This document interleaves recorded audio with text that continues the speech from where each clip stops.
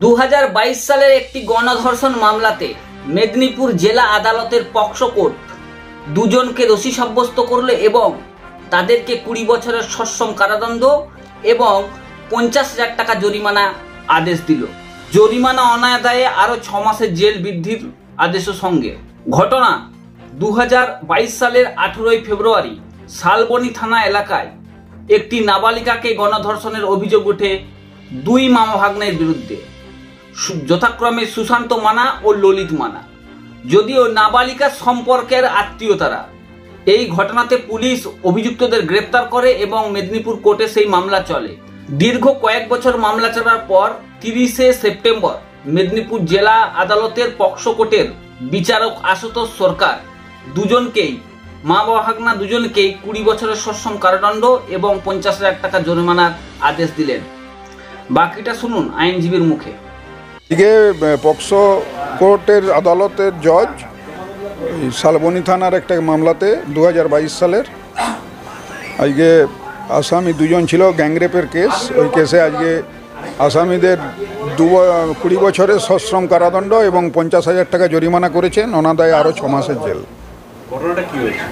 ঘটনাটা 2022 সালের 18/2/2022 এই দুজন আসামি যারা হচ্ছে ওই নির্যাতিতার সম্পর্কে আত্মীয়, তারা ওদের বাড়িতে এসেছিল এবং বাড়িতে এসে খাওয়া দাওয়া করে দিনের বেলাতে ছিল।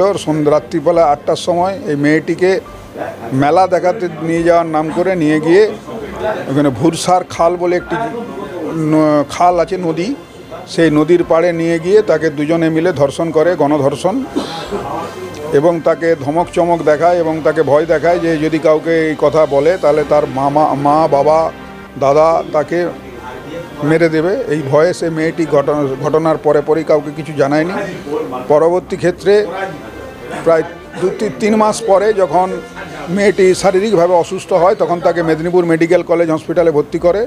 সেই সময় ঘটনা সে সবাইকে বলে এবং সেই পরিপ্রেক্ষিতে এই নির্যাতিতার বাবা শালবনী থানাতে অভিযোগ দায়ের করেন এবং সেই মামলায় আসামিরা অ্যারেস্ট হয় এবং পরবর্তী ক্ষেত্রে এই কোর্টে চার্জ গঠন হয় এবং প্রায় 2 বছরের মধ্যে এই কেসে বিচার করে গত 30/9/2022 তারিখে 24 তারিখে কোর্ট